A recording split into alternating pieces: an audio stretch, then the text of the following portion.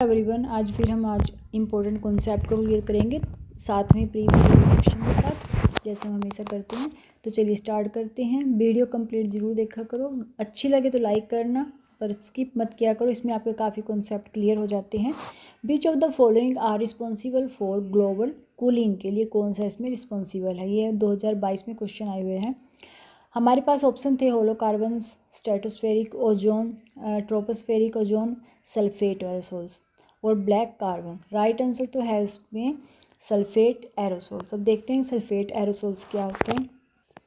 Sulphate aerosols are tiny particles formed in the atmosphere mainly from sulphur dioxide released by, जैसे ये release होती है मतलब कि ये हमारे जो एटमॉस्फेयर में है टीनी पार्टिकल्स के रूप में होते हैं। जैसे बर्निंग कोल हो गया, कहीं कोल बर्न हो रहा है, and oil in power plants and industries, तो उससे पैदा होता है। लार्ज वोल्केनिक इरप्शन से ये होता है। दीज पार्टिकल, तो जो इसकी छोटे छोटे पार्टिकल्स होती हैं वो रिफ्लेक्ट करते हैं, reflect sunlight back into space, so less solar energy reaches the earth surface, this creates a cooling effect on the climate। तो इसमें क्या होता है, जो ये पार्टिकल्स हैं ये क्या करते हैं, स्पेस में रिफ्लेक्ट करते हैं सनलाइट को बैक आने में स्पेस में, तो जिसकी वजह से क्या होता है कि सोलर एनर्जी जो है वो धरती पर बहुत कम पहुंचती, ठीक है, कम पहुंचती है, रीच होती है। तो ये जिसकी वजह से ये cooling effect on the climate create करता है। और जो दूसरा हमारे पास ऑप्शन था होलोकार्बन्स, तो होलोकार्बन से ग्रीन हाउस गैस है जो कि कंट्रीब्यूट करती है ग्लोबल वार्मिंग पैदा करने में। Halocarbons are the human made compounds हैं, एक ही ह्यूमन मेड कंपाउंड्स हैं, कंटेन कार्बन जो होलिजोन एलिमेंट्स है जैसे क्लोरोनिक, फ्लोरोनिक एंड ब्रोमाइन, तो ये सब इसमें इंक्लूड होते हैं एलिमेंट्स, ठीक है। जैसे इसमें आ जाती हैं CFCs गैस हो गई, क्लोरोफ्लोरोकार्बन्स होगी, HCFC होगी, हाइड्रोक्लोरोफ्लोरोकार्बन्स होगी, HFCs होगी, हाइड्रोफ्लोरोकार्बन्स, और ये सब हमारी ओजोन लेयर को काफ़ी नुकसान पहुंचाती हैं। मेनली CFCs गैस जो होती हैं ये क्या करती हैं कि trap heat in the atmosphere, ये ट्रैप करती हैं एटमॉस्फेयर में से हीट को ट्रैप करती हैं, जिसकी वजह से ग्लोबल वार्मिंग बढ़ती है। और ये डैमेज करती है हमारी ओजोन लेयर को, डिप्रेशन करती है, बहुत ज़्यादा नुकसान पहुंचता है हमारी ओजोन लेयर को। तो ये होलो जो कार्बन्स है ये ग्लोबल वार्मिंग में को मतलब कि कंट्रीब्यूट करती है। और जो ब्लैक कार्बन्स है ये भी ग्लोबल वार्मिंग के एजेंट है, ठीक है।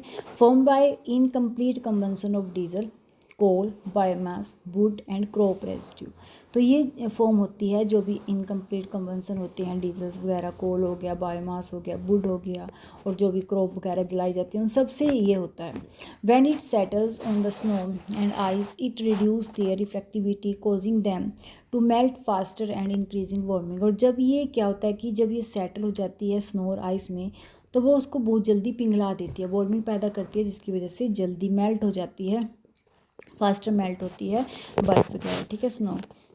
हमारे पास एक ऑप्शन था स्ट्रेटोस्फेयर, तो ये हमारी अर्थ की लेयर्स हैं, ओजोन जो लेयर है। तो सबसे नीचे हमारी जो हमारी अर्थ सबसे नीचे की जो लेयर होती है उसको बोलते हैं troposphere.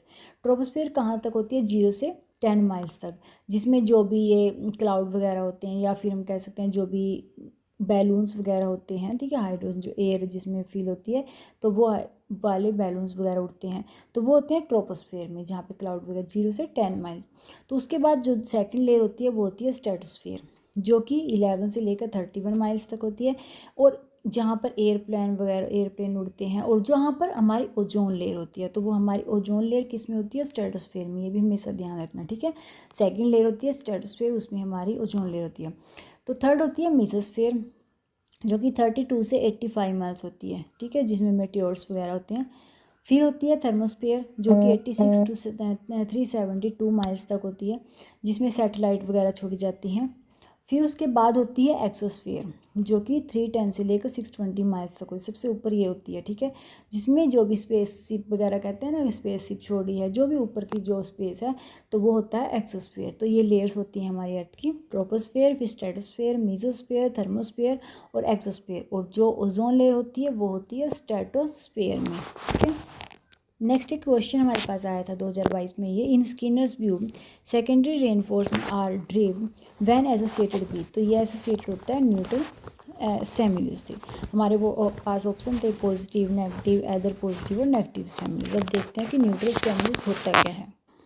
A neutral stimulus is a stimulus that does not naturally produce a particular response before conditioning, कि जो कि नेचुरली क्या है प्रोड्यूस नहीं होता। मान लो एग्जांपल के तौर पे जैसे पेवलोव का एक्सपेरिमेंट था वो जो बेल और जो फूड पे, तो वो क्या था कि जो बेल है मान लो घंटी थी, initially does not make the गोड सेलिब्रेट न्यूट्रल स्टिमुलस, की मतलब कि जो घंटी है वो नेचुरली उसमें स्लैब जो मान लो वो लार टपकाता था खाने को देखकर, वो स्टार्टिंग में जो वो बेल नहीं थी, घंटी नहीं थी, घंटी की वजह से उसकी लार टपकती थी, तो वो होता है न्यूट्रल्स है जो कि नेचुरली नहीं होता, वो हमें क्रिएट करना पड़ता है। फिर उसको जब जो फूड था वो क्या होता है, वो naturally makes a dog celebrate, तो वो उसकी वजह से एक नेचुरली लार आती है। यही होता है ना जो खाने की देख के लार आता है, लेकिन उसके डॉग को सिखाया गया था कि घंटी बजेगी तब आपको खाना मिलेगा, उसको ट्रेन किया गया था।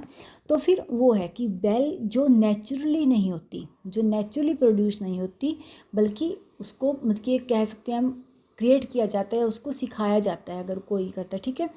Food naturally makes a dog sell with, जैसे मान लो after repeating pairing of the bell, तो जब बार बार बेल को रिपीट किया गया फूड के साथ, कि जब मेरी बेल बजी उसके बाद फूड रखा, तो बेल बजी फूड रखा, तो उसका ऐसे ही कंबाइन किया गया कि जब तब डॉग को पता चला कि बेल बजेगी तब खाना मिलेगा, बेल बजेगी तब खाना, तब उसका बेल थोड़ी समय पहले बजती थी तो उसको उससे ही लार आ जाती थी, तो उसको पता चल गया कि अब बेल बजेगी तब खाना मिलेगा। लेकिन बेल नेचुरली नहीं थी, बेल को क्या खाने के साथ जोड़ा गया, वो नेचुरली नहीं था कि बेल को देखकर बच्चे को ना बेल को देखकर उसको साथ साथ लार आ जाती थी, ऐसा नहीं था, फूड को देख के आती है, तो वो होता है न्यूट्रल स्टिमुलस, ठीक है। Is a stimulus that does not naturally produce, जो कि नेचुरली प्रोड्यूस नहीं होता। मान लो इसमें बेल क्या है, एक न्यूट्रल है, न्यूट्रल कौन माना जाएगा, बेल। अब बच्चा स्कूल में जाता है, बच्चा सिखाया जाता है कि जब घंटी बजेगी छुट्टी होगी मान लो, ठीक है, तो उसको स्टार्टिंग में नहीं पता होता कि किस टाइम में टाइमिंग बेल बजेगी, तो उसके बाद जब उसको पता चल जाता है कि हाँ इस समय घंटी बजेगी तो हमारा सेकंड पीरियड शुरू होगा, तो जब वो रोज़ रोज़ रोज़ सुनता है तो उसको पता चल जाता है, वो याद हो जाता है, ठीक है। नेचुरली उसको नहीं पता होता।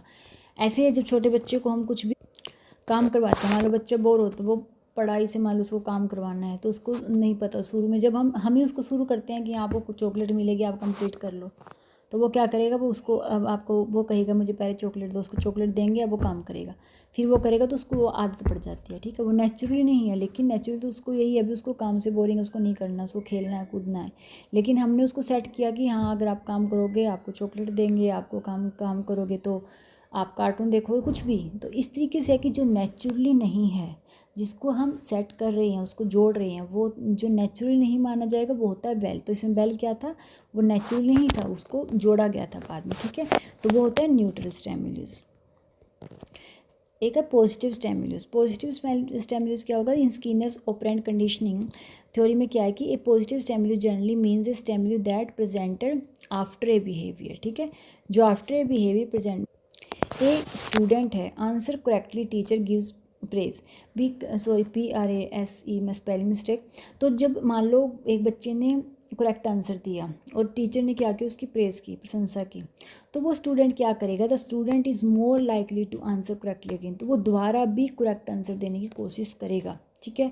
लेकिन अगर वहीं पर वो जो वाले टीचर है उसी कुछ प्रेज नहीं करता, ठीक है, या उसमें और भी कमी निकाल, एक होता है ना कि टीचर उसको बच्चे को अगर थोड़ी गलती भी हो तो भी प्रेज़ करता है कि आपकी अच्छी कोशिश है, आपकी बेटर, तो वो अगली बार उससे बेटर करेगा। लेकिन अगर वहीं पर उसका डीमोटिवेट कर देंगे कि आपको कुछ आता नहीं है, कितनी बार करा दिया, कुछ भी है, तो वो दोबारा नहीं करेगा, वो हो जाएगा नेगेटिव। लेकिन पॉजिटिव क्या होगा, अगर टीचर प्रेज़ कर रहा है तो वो बच्चा अगली बार भी आंसर सही देगा, वो अगली बार भी कोशिश पूरा तैयार रहेगा कि मुझे अगर उस टीचर पूछे तो मैं एक करेक्ट आंसर दूंगा, क्योंकि उसको पता है कि मुझे क्लास के सामने मेरी प्रशंसा की गई है, ठीक है। तो ये होता है positive reinforce adding a pleasant stimulus to increase behaviour को इंक्रीज करने के लिए किया जाता है। मान लो जब हम अपने बच्चों को कहते हैं, कुछ भी सिखाते हैं, जब हम उसकी प्रशंसा में कुछ उससे करवाना होता है कि हमें चाहते हैं कि उसके बिहेवियर में ये आदत ढल जाए, तो वो हम जब वो एक बार करेगा हम उसकी प्रशंसा जरूर करेंगे, क्योंकि हमें पता है कि अगर आज हम इसकी प्रेस कर रहे हैं ये काम को दोबारा करेगा। लेकिन वही अगर वो काम कर भी रहा है फिर भी हम उसको डिमोटिवेट कर रहे हैं, किस तरीके से डांट रहे हैं, तो वो दोबारा नहीं करेगा। तो वो होता है जब हमें बिहेवियर को इंक्रीज़ करना होता है तब होता है पॉजिटिव स्टिमुलस। और एक हमारे पास ऑप्शन है negative stimulus. In behaviour psychology and operant conditioning a negative stimulus closely tied to negative reinforcement and punishment. Scolding from a teacher for not doing homework, कि टीचर के द्वारा बच्चे को डांटे जाना या सज़ा देना कि हाँ आपने ये काम नहीं किया इसलिए। लेकिन ये भी होता है नेगेटिव स्टिमुलस में भी होता है कि एक बच्चे को हम वो गलत आदत छुड़वा कर पनिश भी करते हैं ना, तो वो भी उसके अच्छे के लिए करते हैं, ठीक है। नेगेटिव में वो माना है इसने, जो इसी कंडीशनिंग थ्योरी है, कि जब बच्चे को गलत आदत को छुड़वाना। अब अगर हम बच्चे को पता है, छोटा बच्चा होता है वो हर चीज़ को मतलब उसको आदत होती है, कोई चीज़ उठाई और तोड़ दी, उठाई और तोड़ दी, तब हम उसे रोकते हैं ना, डांटते हैं ना, तब जब उसको गलत चीज़ पे डांट मिलती है तब उसको पता चलता है कि हाँ ये गलत काम हो रहा है, मुझे डांट मिलेगी। और जब वो कुछ अच्छा करता है उसको प्रेज़ करते हैं, उसको कुछ भी चीज़ें ला के देते हैं नहीं, तो वो दोबारा वो आदत करेगा। लेकिन अगर हम उसको स्टार्टिंग से नहीं डांटेंगे, गलत काम नहीं बताएंगे, तो उसको थोड़ी पता है वो गलत काम है, तो वो आगे भी करता रहेगा। तो वो है, वो भी हम इसलिए करते हैं क्योंकि हमें उसको एक अच्छी बिहेवियर में डालना है, उसको अच्छी आदतें लानी है, ठीक है। तो ये है, वो होता है नेगेटिव स्टिमुलस। एक हमारे पास क्वेश्चन आता है, which one of the following a parent organisation of Scopus, CSCOPUS। तो ये क्या क्या है, तो ये किसके द्वारा दिया गया था ऑर्गेनाइजेशन, तो थॉमस रोटर्स, स्प्रिंगर और अमेरिकन केमिकल थ्योरी और एल्सेवियर। तो ये थी एल्सेवियर द्वारा दी गई थ्योरी। तो ये देखते हैं कि क्या है ये पेरेंट ऑर्गेनाइजेशन। तो सिंपल इसका पहले मीनिंग देखो। अब इसका पर्पस क्या होता है मेनली, जो भी लिटरेचर होती है, जैसे मान लो कोई बुक लिख रहा है, कोई लिटरेचर हो, लिटरेचर की सर्च करने के लिए, साइटेशन ट्रैकिंग के लिए, रिसर्च की एवेल्यूएशन के लिए और एनालिसिस के लिए यूज़ किया। Scopus is a large abstract and citation database है ये ऑफ स्कॉलरी, जैसे लिटरेचर, स्कॉलरी लिटरेचर में डिवेल्प बाय एल्सेवियर द्वारा डिवेल्प की गई। It covers peer reviewed journals, book and conference proceeding across many disciplines, ठीक है। तो लॉन्च हुई थी 2004 में, और यूज़ किया जाता है वही है कि रिसर्च, यूनिवर्सिटी जो होती हैं रिसर्च की जाती हैं, इंस्टीट्यूशन एंड और पॉलिसी मेकर्स, ये सब इनमें यूज़ किया जाता है, ठीक है। तो ये दिया था एल्सेवियर ने और 2004 में। नोट्स अच्छे लगे तो लाइक किया करो, सब्सक्राइब किया और कमेंट जरूर किया करो। Thank you for watching my video.